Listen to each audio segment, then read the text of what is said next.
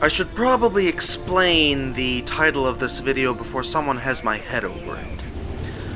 On the Steps map, I'm in the Comet. It's not a fully upgraded Comet, it's still got the Cromwell's turret. However, 2 French tanks, a Comet, and I are all headed over to the hill.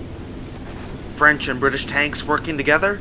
That is absolutely disgraceful. Regardless, on with the match. So, we immediately run into the other faster tanks on the enemy team. I plunk a shot into the Cromwell and then start following that enemy Skoda. I turn the auto-aim off and on when I'm doing this because I'm really not confident in my own aim at this high speed. However, I ram the Skoda and then start working him over with the gun again. Enemy Cromwell rams himself to death on me. Nearly have the Skoda, however an ally finishes him off. Good thing too, if they hadn't finished them off, the Skoda may very well have finished me off. Now, what's the situation? Most of the tanks that came up here are dead, aside from me. The AMX-12T died on the way up, the Firefly just killed off the... oh, no, there's the Firefly dead as well. And they're starting to work over that Tiger who's being a little too aggressive for where his team is. They just overran him. Now, what do we do from here? Normally, players who capture the hill are responsible for supporting the tanks fighting it out along the edges of the hill. I'm thinking about it, and I think that T-29 is a pretty good target. So, move up along the bush, careful not to be spotted. There's a Hellcat right there. And there's the T-29. Try to plunk a shot into its rear drive wheel. And miss. We do still do critical damage, and 129 damage, regular damage, but we don't track it. Over 1,000 damage now.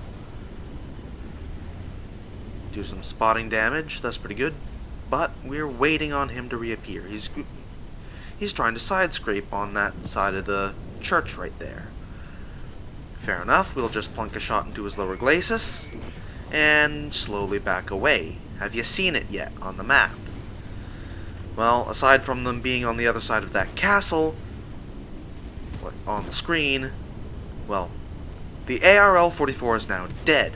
However, that Jagdpanzer IV is still going to be a problem if I want to make an escape.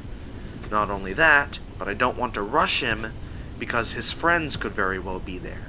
So we plunk a shot into his sides, trying to track him, and someone else tears the other half of his health off.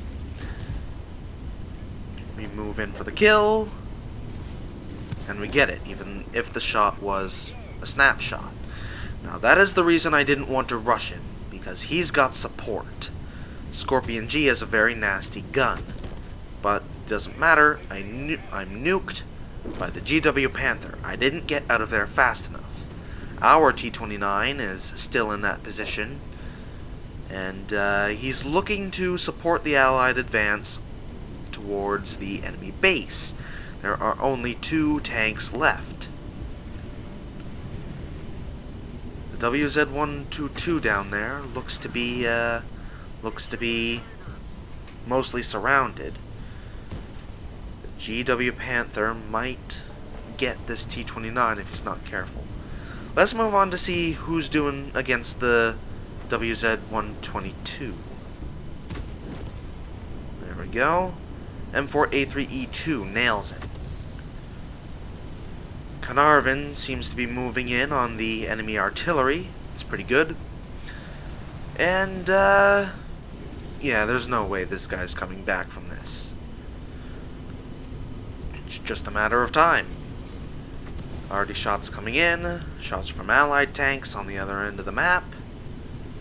It's this Carnarvon that's going to get to kill. Takes off half the health of this artillery.